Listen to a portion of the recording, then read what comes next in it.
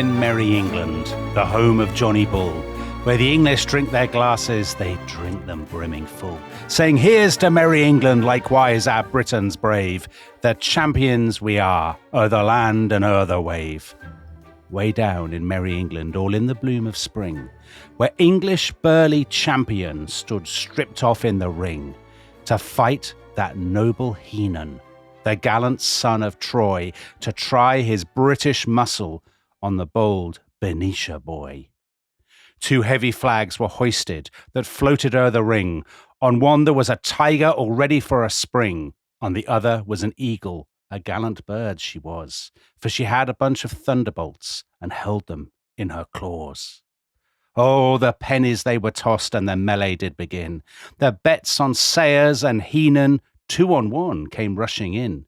They fought like noble heroes till one received a blow which caused a crimson tide from young Heenan's nose to flow. The first blood for Johnny Bull, old England shouts for joy. But the following cheers arose for the bold Bernicia boy.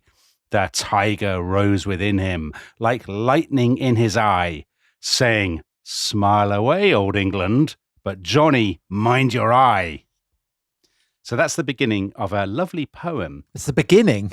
Yes, it's the beginning, Tom. How long does it go on for? It goes on for 42 rounds. It's a poem called Heenan and Sayers, and it was by Mrs. Elwood Nickerson, written in about 1860, 61 in New England. And this poem is celebrating the fight of the century, the clash between Tom Sayers and John Heenan on the 17th of April, 1860. Tom, are you a great boxing aficionado?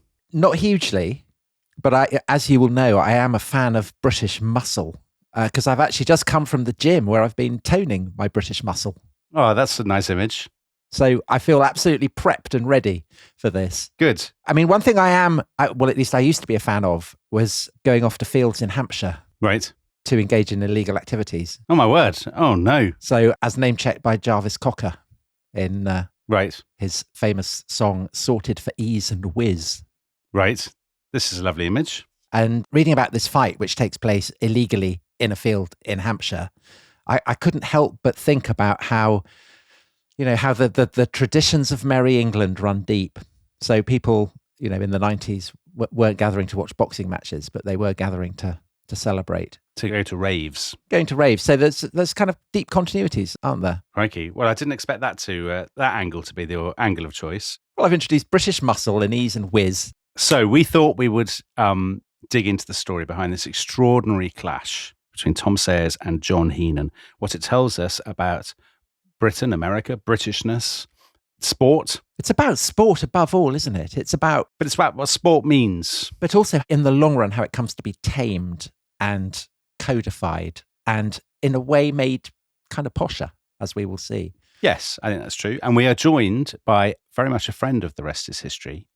So listeners who heard our episode on Orwell will remember him. He is Professor Robert Coles, Emeritus Professor at De Montfort University and author of the brilliant book, This Sporting Life, Sport and Liberty in England 1760 to 1960, in which this fight plays a kind of lead role. There's a whole chapter about this fight. Rob, welcome back to The Rest Is History. Thank you. Great to be back. So what's going on? Let's set the scene. It's very early in the morning. It's the 17th of April, 1860. It's a Tuesday. It's in the middle of nowhere, a field in Hampshire. All of these people have gathered to watch these two men knock 7 bells out of one another. What is the story behind all this? Yeah, if you want to know what's going on in this field in Hampshire in 1860, what you don't do is read Mrs. Nickerson's poem, because it's quite clear that she's not been within 1,000 miles of this fight, which took place the year before.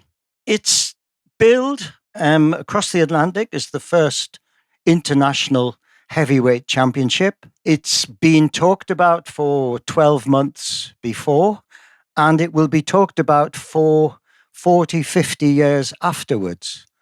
Generally speaking, journalists and others called it the fight of the century. In many ways, it was really none of those things. The Irish American who'd come across to do his business, John Camel Heenan, had only had one professional fight in his life, which he'd lost.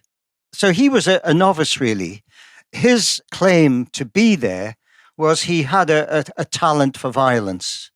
And Right. I don't know if you've seen the wonderful Scorsese film, Gangs of New York, but Heenan had operated within those gangs as a minder, as an enforcer, as a publican by day, and a hard man by night. So he was just a hard case who was chancing his luck against the English champion. The English champion was a very different kettle of fish. Tom Sayers was an out-and-out professional. He'd been fighting since he was 16, born in Brighton, born in the lanes in Brighton, started fighting at 16 up on the downs, on the race courses, what the press called casual wagers, 5 minutes, done in a corner, money changes hands. In his 20s, Sayers had moved to London, where he had plied his trade as a bricklayer in Camden. Camden was new then, the railway was coming, and Tom did his work there. He also did part-time fighting and amassed enough money to become a publican. The Laurel Tree in Bayham Road, Camden, was his pub. And he got married and he had children. And in 1850, aged 24, he had his first out-and-out professional fight. By the time he's facing Heenan in that field, 7 o'clock in the morning, April 1860, he'd had 14 fights, of which he'd lost only one. So what are they there to do? Well, what they're there to do is the most awful thing it would seem possible to imagine. They were there to inflict such injuries on each other with their bare hands that one of them was going to be incapable of standing up, or at any rate coming to the center of the ring, the scratch mark, and standing up in that position. That's what they were there to do. Behind this fight really was the New York press and the London press. In New York, we had a newspaper, a sporting newspaper called Porter's Spirit of the Times, and they thought in Heenan they had someone who could relieve the English of their own championship. In Tom Sayers' Bell's Life, which was the leading sporting newspaper, Bells thought they had a man who could restore the prize ring to some kind of honor and respectability, which it had lost in the 1850s and 40s. In the event, both newspapers were wrong, as we shall see. So anyway, Heenan makes it to London, December 1859, and the two men meet at Owen Swift's public house, the Horseshoe, in Tichborne Street. If I can just jump in, Owen Swift, he's a fighter himself who has killed people in the ring. Is that right? Yeah, Swift has killed 3 men in the ring. The last one being Brighton Bill. And he spent his time before magistrates and always got away with it. Rob, how does he get away with it? Well, the legal position of fighting was very unclear. Judges absolutely detested it and wanted it finished with. But magistrates found it a lot easier to turn a blind eye. And as we know, the police in the middle of the 19th century were not organized or as well informed as they might be. And are magistrates turning a blind eye to it because they are fans, because they're enthusiasts, because they think that it's an expression of British manliness, or what's the reason? I don't think so, Tom. I think the reason they're turning a blind eye is, although fights are strictly speaking a breach of the peace, and they're very nervous about disorder, stopping one would probably be more disorderly. Oh, I see. Right. And more breach of the peace. But above all else, of course, you've got aristocratic patronage. And if you're a local country vicar who's also a magistrate, stepping in to stop a fight where there are lords and dukes and gentlemen, you wouldn't last long. So magistrates turned the blind eye. Judges pressed for it to be stopped. At law, fighting was odd. Mainly it was a breach of the peace, or it could be common assault, or it could be riot, or worse still, it could be manslaughter. Yeah. And as the century wore on, more and more cases for manslaughter were brought to court, but nothing much happened. I've actually got some boring figures here, which I once spent my time counting. Out of 30 tried at the Old Bailey for manslaughter in the ring between 1856 and 75, out of the 30 men, 13 were acquitted and 17 were convicted, but all of them got less than 6 months in jail. Right. If you're a carter or a labourer, you tend to get convicted. If you're an old Etonian schoolboy and you've just killed a fellow student, as did happen to Lord Shaftesbury's youngest brother in the 1820s, who was killed in a 60-round fight, you get let off. So that is like the one in Tom Brown's School Days with, what's it, Slugger somebody has a fight behind the gym school. Slogger, that's right. Slugger Williams fights Tom. Thomas Hughes, who wrote it, knew exactly what he was writing about when he did that. Sorry, we took you off piece, didn't we, by getting into this? So they've met for the first time at Swift's pub, the two contestants, Heenan and Sayers. And Sayers, exactly. And so the fight is going to happen, but at this point, nobody knows when and where it will happen. Which again is it's like raves, isn't it? That people know something's going to happen, but they don't quite know how to get there, and people are waiting to be texted the number and the address and places like that. So it's a bit like that. Exactly. That's a great analogy, actually, a rave. It's exactly that, Tom. It's a rave. Everyone's turning up at London Bridge at 4 a.m. on the morning of the fight. And nobody knows where the fight's going to happen, but they're all buying a ticket for Farnborough. And Rob, when you say everyone, I mean, you really do mean everyone. So Dickens's friend, people say Lord Palmerston's going. Yeah, the Prince of Wales. What is the class of person who is going down on this train to this boxing match? Because it's secret, no one knows where it is. But of course, everyone does know where it is. Let's just say reports are rather mixed and confused. But generally speaking, we know there's an aristocratic element. We know locals down in Hampshire would probably turn up just to see the play. It's a kind of festival. It's a kind of fair. And then we've got mainly what was called at the time the fancy, or more intellectual people would call the cognoscenti. That is, there's a kind of following around fighting, which is to do with betting. It's to do with former fighters known as pugs or pugilists. It's to do with aristocrats who just will gamble on anything. These people know the odds, and they'll be at all the big fights. From, of course, the word the fancy, we get the word fan. So they reckon there's about 1,500 passengers on 2 trains coming out of London Bridge, 35 carriages on each. Dickens' man, I think he's called Holland's Head, claims to be sitting in a compartment with a well-known lord, a well-known poet, and a well-known politician, but he doesn't name names.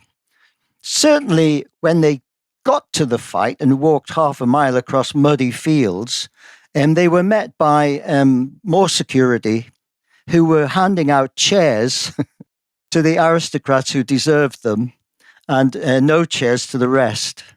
So basically, when you got to the scene of the fight, you could either watch the law being broken sitting down, or you could watch the law being broken standing up. And people are placing bets. So betting is obviously an enormous part of this. Is there betting happening in the field? I mean, are there bookmakers there, shouting out the odds and stuff? Yes. The most important thing to get a fight going, Dom, is stake money. So the two sides place stake bets with each side, and the winner will take the other side's stake. That's the real money, in the formal and official money in prize fighting. So Tom's side put £500, £50 a go at a number of London pubs, and Heenan's side did exactly the same. Of course, there would be informal and relentless betting on the fight as the fight progressed. This made it very, very dodgy business. Because the fighters were in the fight and could hear how the odds were changing ringside, they could themselves change the outcome of the fight. So I just wanted to ask you about that. I mean, what is to stop one of them throwing it? Nothing. Right. So how is that regulated? Or is it not regulated? Well, according to London rules, 1839, which they're fighting by, you're not meant to go down on one knee unless you've had a proper punch. But how do you measure a proper punch? The only person who knows a proper punch has been landed is the giver and the receiver. If the receiver wants to cheat, which in the parlance is called a cross, and go down and lose and is bet against himself, he's made a lot of money. Yeah.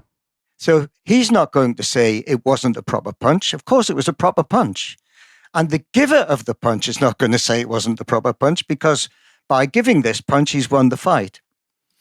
So there's nothing to stop ringside off-course betting, shouting the odds, and it's nothing to stop a single fighter doing a cross. Would a fighter like Tom Sayer, say, have a reputation as a man who was unlikely to do that? He did have that reputation, and that's why Bell's Life wanted him to be reincarnated as a great Englishman. But in truth, the last fight he had before Heenan was against a novice, really. And apparently Tom had been seen dancing the night away the night before. And there was rumours of a cross, that he was not going to be serious about it. He was going to, in the parlance, he was going to chuck it. But in the event, Tom didn't chuck it, and the fight was over in 5 minutes. So the crowd has gathered, all of these people, and it's about 7 o'clock they come out. Now, just to give us a sense of, what they look like and stuff, you might think because this is the 19th century, they don't take it very seriously, they haven't been properly training. They have been training. They've been training for months, haven't they? On the downs. Tom Sayers on the Sussex Downs, Heenan in Wiltshire. And what does a training routine involve for a 19th century boxer? Well, they went into training in February. So they had 2-3 months training.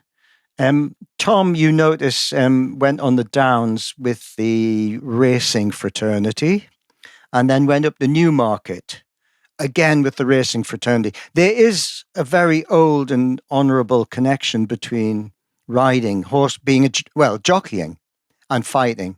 Both sides have to keep their weight down, and jockeys knew how to do that, and fighters took that seriously. Tom's methods were exactly what a jockey of the time would do to keep fat off and keep muscles bit like Tom's, really nice and brisk and shiny. I'm interested to know what they do, whether it compares to my routine. It's about starving yourself, basically. It's about weights. It's about no sex. I don't know how that goes with you. No coffee. Oh. No masturbation. Hold on. Rob. I mean, how do people know this? Are they writing it down? Are there training manuals? Yes, there are. There are training manuals. How are they referring to it? Beastliness? They call it masturbation. It's a very old word. I'm amazed. I thought Victorians never talked about it. We're not talking about the Victorians, quote unquote, here. We're talking about the other side of Victorian life. Right. They took a massive pill before the fight, a massive blue pill for constipation. But actually, the thing is, Tom, they weren't doing anything that jockeys weren't doing. This was all understood and known. And it wasn't unusual, actually. The greatest English jockey of the century, Fred Archer, died by just being overzealous in his training routines. Too many pills. Too many pills and not enough food. They would make themselves sick. I mean, all the old tricks, which we're only sadly too familiar with now. Mm. So they did that for a few months. Heenan couldn't settle anywhere. Everywhere he went to train, the constabulary told him to move on. So his camp was never settled. He went right through the Midlands and ended up in Derbyshire for a night in jail. And was that because the constabulary were being patriotic and trying to stop him from training? Well, the thing was, you go back to this old thing about a breach of the peace. Wherever he went, there was a crowd. And the crowd, were not always charming or gentle with him and his American entourage. Anyway, he finally got arrested at his Trent Lock near Derby, a training camp. And he was put out on bail for more money than the actual stake he'd put down for the fight. Anyway, he kept going, and he was used to this. It was exactly the same in the United States. Fighting was such a hole in the corner affair. You had to keep moving. you had to always be on watch out for the Rosas. One important thing, I just have to take you one day back before the fight. On the night of the 16th of April, 1860, Heenan turned up at Nat Langham's pub in London, the Cambrian. Now, why did he go to Langham's pub, the Cambrian? Because Langham was the only man who'd ever beaten Sayers. Oh, right. Came from Hinckley in Leicestershire. He was a framework knitter, and he'd taken Sayers the full distance in 1853 and beaten him. So there's a bit of needle here that, Heenan goes to the man who beat him. In the same sense, the one man to beat Heenan in his only fight, John Morrissey, he was in Sayers' corner. They've got inside information. I loved the account you give of the entourages that both men have. So on the morning of the fight, they meet up, they shake hands. Heenan has the stars and stripes in his corner, and Sayer, you say, has the royal standard on a cream background, which is tremendous, and I think is something that British boxers should reintroduce. But 7:29, they come to the middle, and Sayer has his 2 seconds behind him, who you describe as being like wicket keepers. So that's people who stand up to the bowling in cricket. Plus his manager, his professional walker, who is his trainer. And my favourite detail, someone called the Birdman making queer halloo sounds in a cape.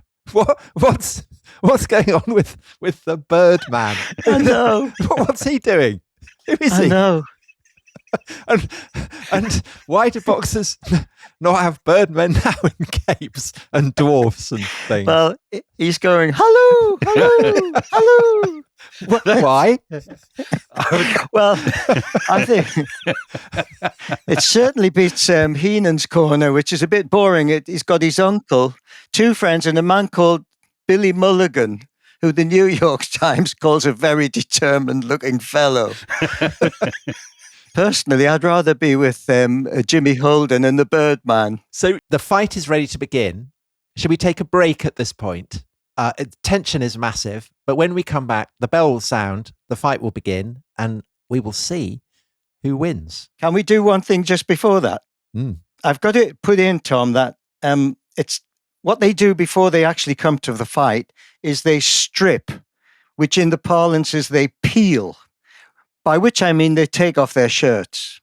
And that's really important before a fight, because when you see a man's body, then you see how serious they are about what's going to happen. Right. And the point here is both men are in superb condition. So Tom Sayers has been daubing himself with vinegar, hasn't he? So he's described as looking like a square brick of walnut.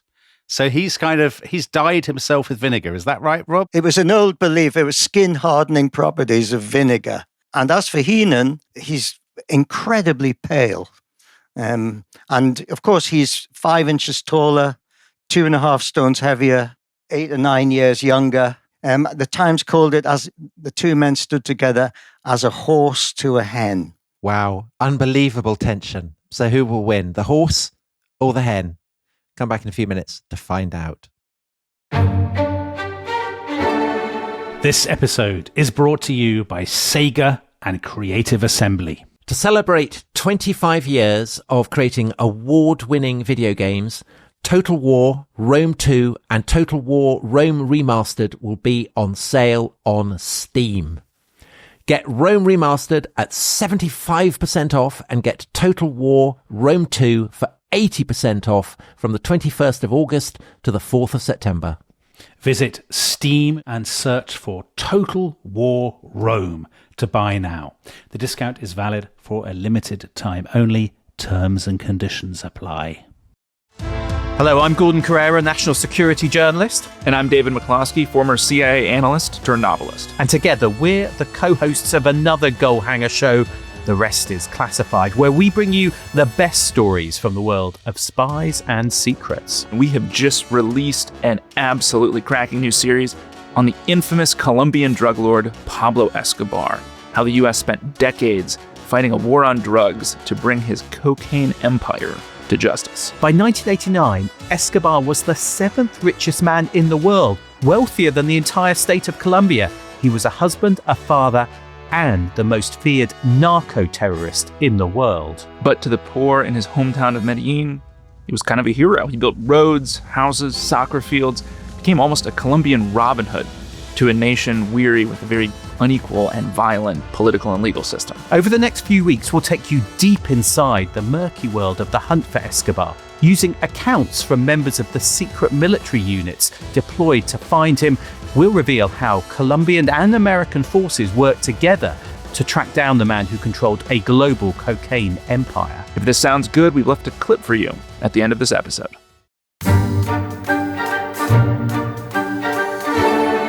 Welcome back to The Rest is History. We are in a field in Hampshire on the 17th of April, 1860. The crowd has assembled. The two men have peeled, Sayers and Heenan. Rob, take us through what happens next. Well, they both walk to the center of the ring, so-called. Of course, it's not a ring. It's actually a rectangle.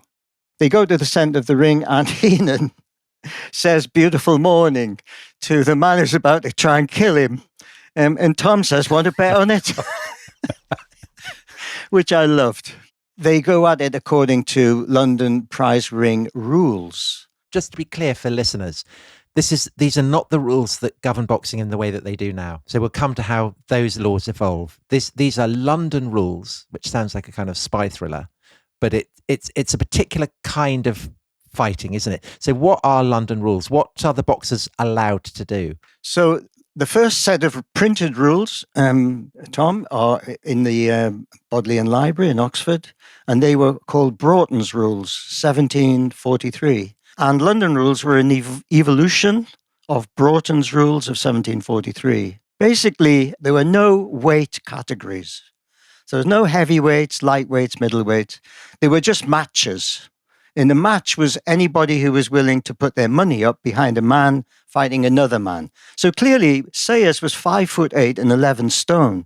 He was actually a middleweight. But he couldn't get middleweights to fight him. Or more accurately, they couldn't get people to back them to fight him. So he's fighting, it's a middleweight fighting a heavyweight because London rules have no weight categories. The second thing is there's no fixed rounds. The round ends when one man drops to one knee, and he can do that at any point and get a 30-second breather.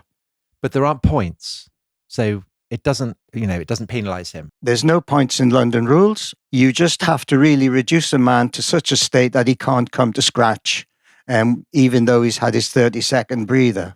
There was less force in this because they were bare-knuckle.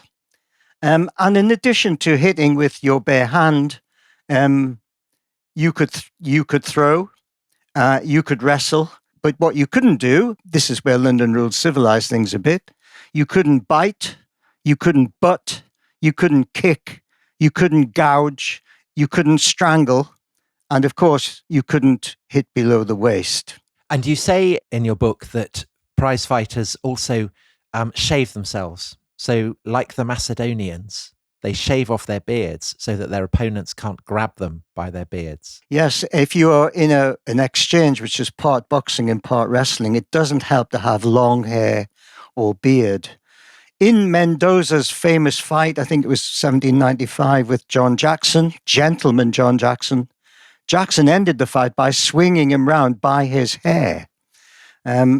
So Mendoza's long hair didn't do him proud on that occasion. So you could always tell a fighter by his cropped hair and crooked nose. That's the way to do it. And they also have spiked boots, is that right? Yeah. Now, the thing is, it's really, given that the Rosas are always onto you or are liable to be onto you, fights can start in one county and end in another one because the two fighters would actually be on the run. So it's quite obvious that you couldn't fight indoors. It was just too risky. So most fights were outside, where if the police turned up, you could run for it. So the boots were spiked. Your head was held back. Your fists were low, but up. Your feet were turned out. In other words, you were well turned out. And you would bob and weave and duck until first punch was landed. And the first punch in this fight actually went to the old pro, Sayers, who landed one square on Heenan's nose. Nobbing, it was called in the parlance. Right. Nobbing in the parlance and applause in the crowd. So a nobbing is when you hit someone on the nose. Flat on the nose, yeah. And you draw, it was never called blood, of course, it was always called ruby or claret. So you knob to draw ruby. At that point, Heenan grabbed Sayers by the neck, but Sayers punched his way out of it, and apparently both men fell to the floor laughing. Round 1 over. And there's no limit on the number of rounds, is that right? So if they want to fight for 10, 20, 30, in this case 40 plus rounds, they can, because looking at Sayers' record, he knows that this could go on for a long time because he has had bouts that have lasted 2 hours, 2.5 hours. I mean, mind-boggling how exhausting and unbelievably dangerous that must be. Well, it is dangerous, of course. They're aiming for they're aiming for your head, your temple, and below your ear. They're trying to blind you with hits, jabbing. I mean, gouging's out, but jabbing's in. Jabbing to the eyes, or peg to the stomach, as it was called. Or they want to throw you and land heavily on you.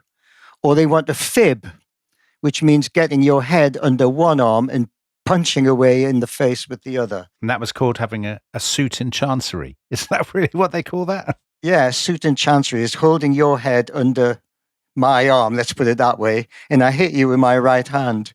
With your British muscle. Oh, there's a cross buttock. How about that one? Where you throw a man over your buttock, in effect, and then you land on him very heavily. Right. Actually, Dom, this isn't new. I don't know about you guys, but this is how schoolboys fought when I was a kid. It was all head and chancery and cross buttock. Yeah. Not that much punching, actually. It was more about wrestling someone down and getting them to say sorry. Yeah. Headlocks. It's all about headlocks, isn't it? So essentially, you win the match by getting someone flat on the ground. But to do that, you have to make his knuckles have to be broken. His face, maybe his eyes so swollen that he can't actually see. And as Dominic says, that might take, well, as it does in this case, it takes what, 2 hours, 2.5 hours? Yeah, you have to make him incapable, basically. And he has to be able to make it to the scratch mark himself, not carried. There was a terrible case of manslaughter where a man was carried to the scratch by his seconds, where he was basically beaten to death. The thing is, though, you've got to just remember this. These fights are not as horrible and violent as they might sound, because the new Queensberry rules ring was, in certain ways, more violent, because you had the 10-second rule on a knockout. So fighters were looking to hit your head so hard that your brain would hit your skull and cause concussion. That's what a KO is. And all the great fighters who followed Heenan and Sayers were KO specialists. And in a 10-second count over a 3-minute round, there was nowhere to hide. I think it was Ali who said, you can run, but you can't hide.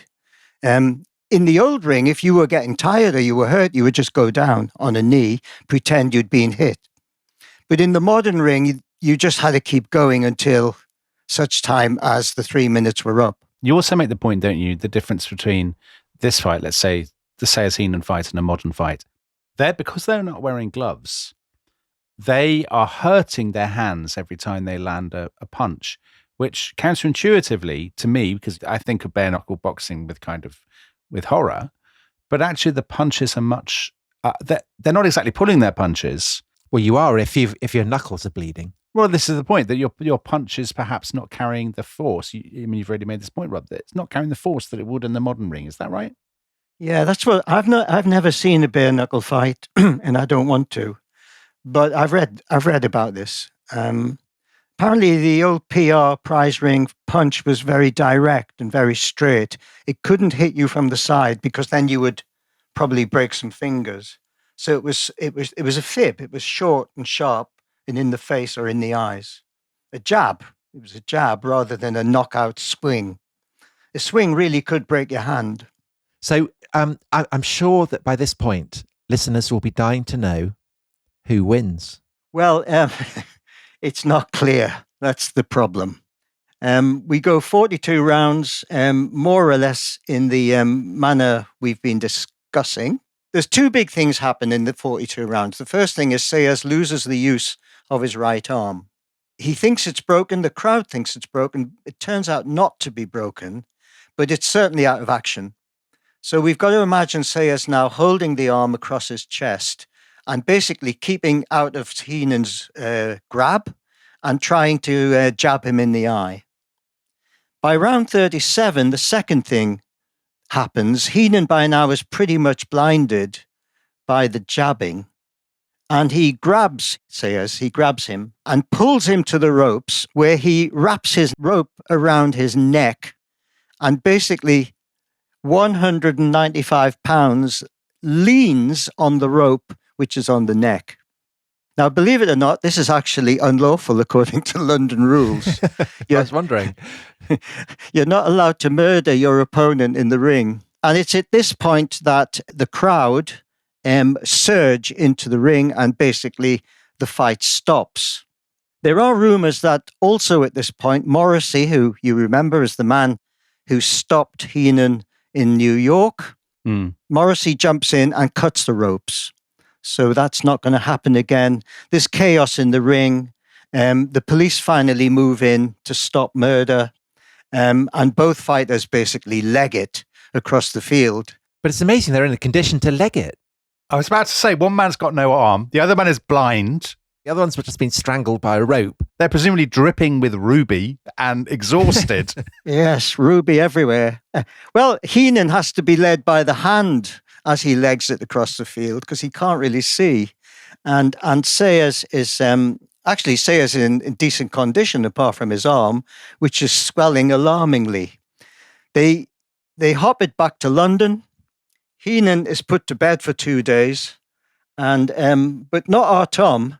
Our Tom's up the next morning at Owen Swift's asking for his money because he thinks he's won it. On what basis does he think he's won it? Because he's just been strangled by a rope. Disqualification for the Americans, surely, Tom. It's a difficult one, isn't it? I mean, you're fighting someone who's just wandering around the ring like a zombie, can't see, and you're peppering him until he finally grabs you. I mean, the whole thing is a tortured farce. And in real terms, it's effectively the end of the prize ring. Am I not right in saying that for the press on both sides of the Atlantic, they say, and I'm quoting from your chapter, sports writers on both sides of the Atlantic were already busy turning a nasty case of common assault into a heroic draw between two great sporting nations. So there's obviously been a lot of national pride riding on this. And basically, both papers on both sides of the Atlantic are happy to say what a tremendous occasion this was, reflects greatly redounds to the credit of both great Anglo-Saxon nations. Hurrah for Britain and America, and they're both equally they're both champions. Is that basically the long and short of it? Yeah, absolutely, that's right. They started the fight. The press started the fight. It's in the London and New York press once a week for a whole year before it takes place, and then it's never out of the press afterwards. And the whole point is, both men get a replica belt. Both men get a reception at the Alhambra Theatre in London, where they walk round the stage arm in arm. Oh, Heenan having to stoop a little for his diminutive opponent. With his white cane. Yeah. Yes. And these awful sickly speeches are made on behalf of two proud fighting nations. And what about the bettors? I mean, who how's that divvied up? Well, we don't know about the betting, Tom, because it's so unofficial. But the point about boxing, because there's only two men, the odds are always short. So you're not going to get massive returns. It was 2-1 when they started. It was 7-4 the day before. It was 2-1 on the day. We don't know about that. They might have even bet against themselves. We never know these things. Right. The stake money was what they were both wanting. And I have to confess, I don't actually know what happened to that. Before we talk about what it all means, the two men themselves, they are forever. I mean, neither of them live very long after the fight, do they? They are both celebrities, and they're linked in the popular imagination, aren't they? They're sort of seen as brothers in arms. Tom has a succession of kind of benefits and basically pantomime clown appearances, of which Heenan will sometimes put in a kind of, he'll turn up as a sort of special guest star. That's a long tradition, isn't it? Frank Bruno as Widow Twankey or whatever he was playing in the 90s. All these men knew about tights and makeup. There's no doubt about it. And the Britannia Theatre in Hoxton was London's biggest and Dickens's favourite. Dickens says going to the Britannia is like going to an Italian opera. Nothing interesting happening on the stage. It's all off the stage where it's happening. And Tom becomes a fixture at the Britannia with his two mules, Barney and Pete. He's in loads of pantomimes. His opponent, Heenan, married the great star, American star, a kind of 19th century Barbra Streisand, Ada Menken.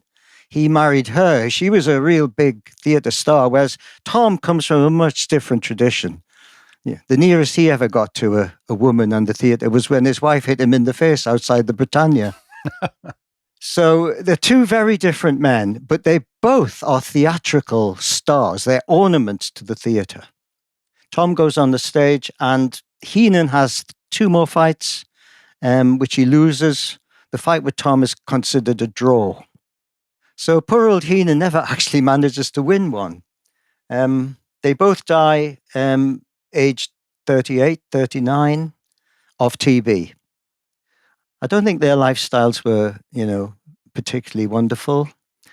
Tom got £3,000 actually raised by Lloyd's and the Houses of Parliament. So as a true English hero, he's going to be all right for money.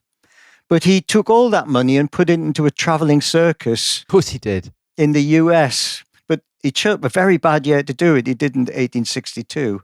So he couldn't travel around while a civil war was raging. He's in Heenan's corner in 1863, in Heenan's fight with Tom King, which was probably a cross. By 1864, he's a diabetic and an alcoholic living with his sister in Camden. And he dies in November 1865 on Camden High Street of TB. And is he remembered? I mean, is his death greeted with mourning and parades? And there's a massive funeral, isn't there, Rob? Yes, I mean, the fight of the century was in 1860. 1865 is called the funeral of the year. Something between, they reckon about 10,000 people followed the casket. Is his dog there? Lion? Yes, Lion the dog. I am Tom Sayers' dog. Whose dog are you? It's an invitation to fight, really, isn't it? Yeah, it really is. His dog is there, and his pony, and his phaeton. And what about his mules? You just threw that out. Where have these mules come from? And what about the Birdman? I think they put the Birdman in a box. The mules were not at the funeral, although he did have 16 horses, but they were all sold at auction after the funeral. So Lion went for £30 to a North London publican. Tom Cribb's belt, which had been presented to Tom at his... So Tom Cribb is the great... I mean, he's the archetype of a British boxer, isn't he? Well, we could do a whole programme on Cribb. Cribb is John Bull, and John Bull is William Cobbett, and William Cobbett is Tom Cribb. I mean, they are the great figures of the Napoleonic period. Well, Tom's got his belt, his silver belt. They sell that for £55, 10 shillings. Tom's mule goes for £13, and his mare, a dun cob, for £23. That's after the funeral.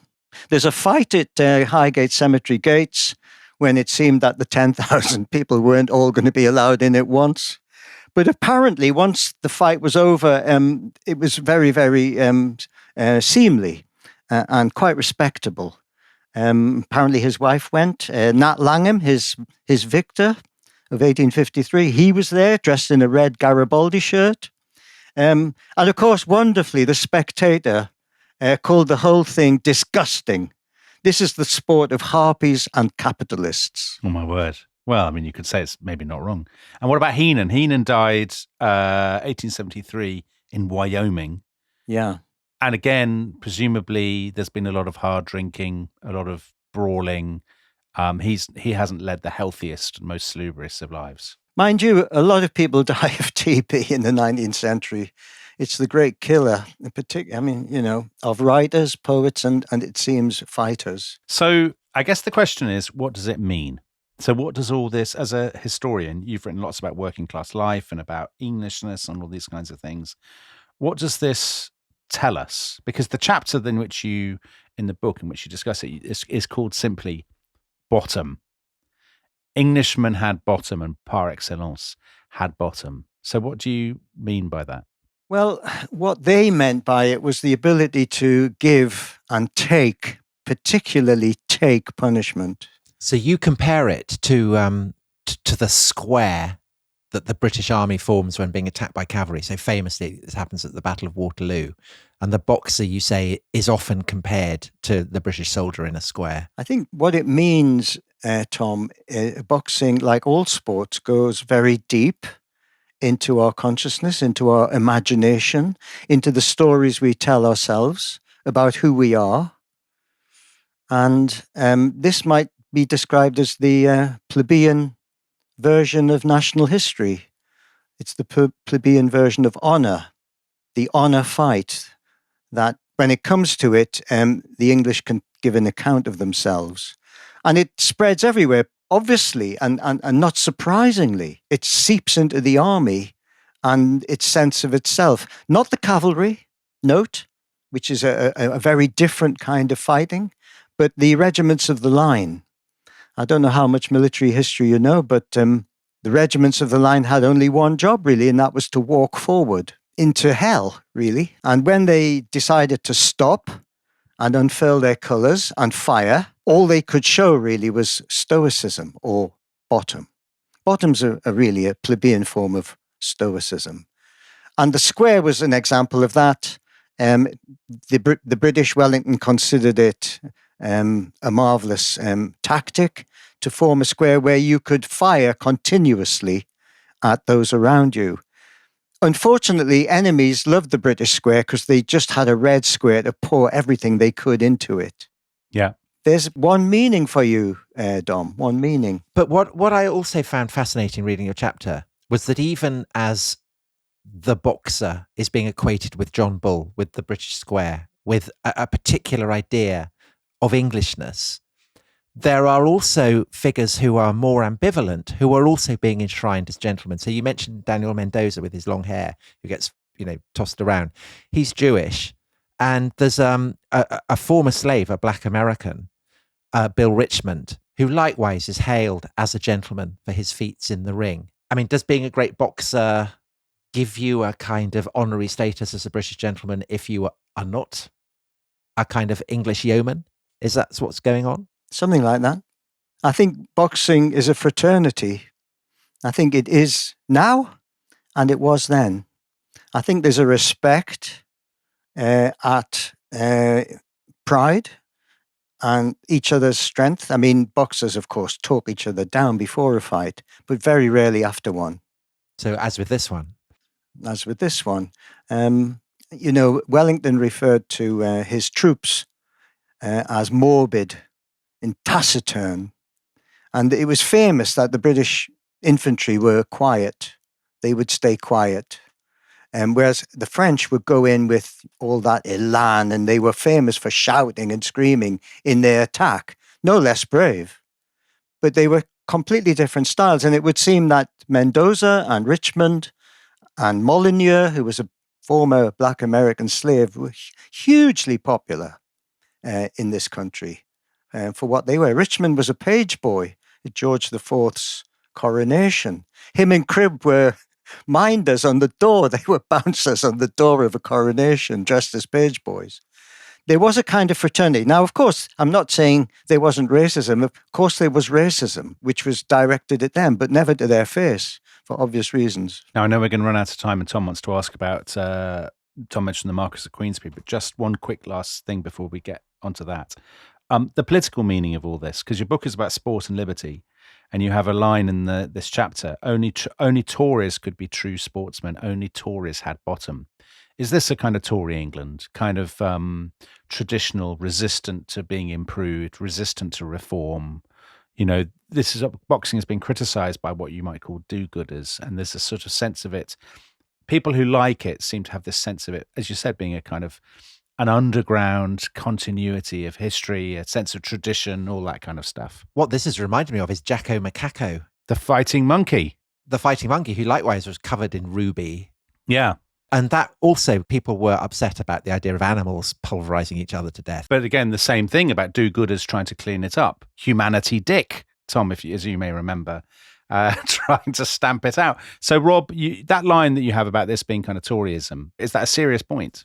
Yeah, it is a serious point. The trouble with the point, although it was serious, is we never really know what Toryism is, because it's by definition non-ideological, not up for definition, and endlessly adapting to the status quo. Only in that sense do we know what it is at any one time. But given what happened after, let's say after Crib, there was a huge movement in England to civilize the people. And that movement was, broadly speaking, liberal, broadly speaking, metropolitan, broadly speaking, condescending to people who were considered rough, stupid, and moronic. Now, Toryism took a position against that as time went by. It decided it wasn't that kind of politics, it was another kind of politics.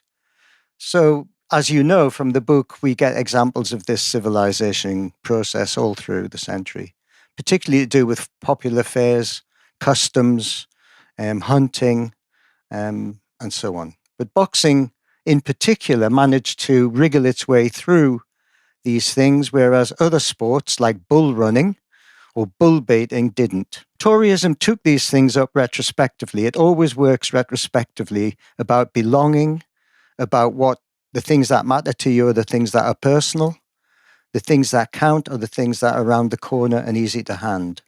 And one thing you can say about prize fighting was it was very easy to hand. Well, very easy to two hands. Yeah, very good. Everybody did it. So on the topic of kind of taming boxing, Yes. famously, London rules is supplanted by the Marquis of Queensberry rules.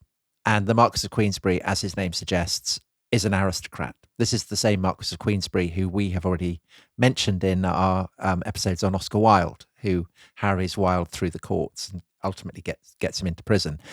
But he introduces essentially the form of boxing that nowadays governs the sport. How does that happen? And again, is there a kind of a broader lesson to learn from that? Because there is a process, isn't there, throughout the Victorian period of the aristocracy drawing up rules and codifying what had previously been kind of plebeian ways of entertaining themselves. What happens, the new rules, the Queensberry rules, emanate out of Cambridge University, where young gentlemen spar. And there's quite a fashion for sparring. So Byron does it, doesn't he? Byron does it, Hazlitt does it, all kinds of chaps do this. And so does the Marquis of Queensberry. And the point about sparring is, as Hazlitt said, it's not boxing. It's a representation of boxing.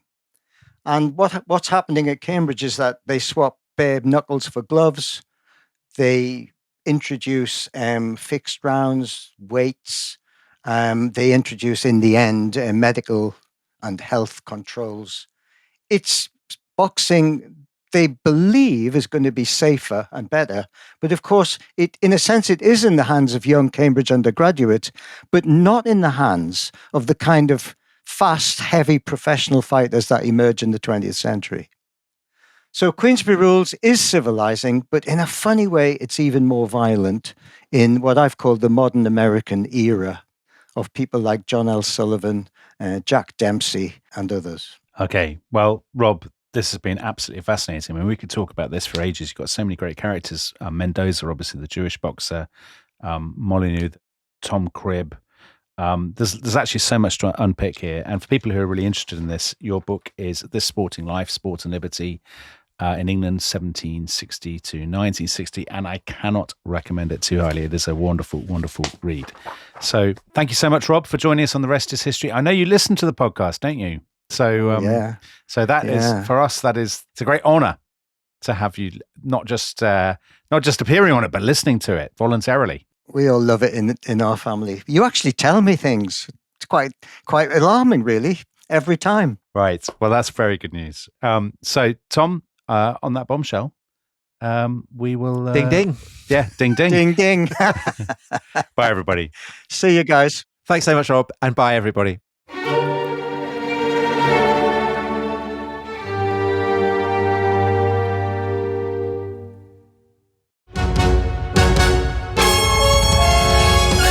Hi again, it's David from the Rest Is Clasified. Here's that clip we mentioned earlier.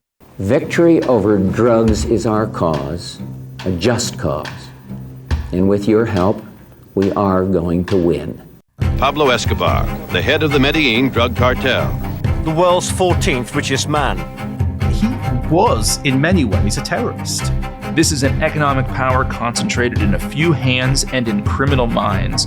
What they cannot obtain by blackmail, they get by murder. And I don't think he expressed any regret at all. He tries to portray himself as a man of the people, this kind of like leftist revolutionary outlaw. Nearly everyone in Medellin supports the traffickers. Those who don't are either dead or targets.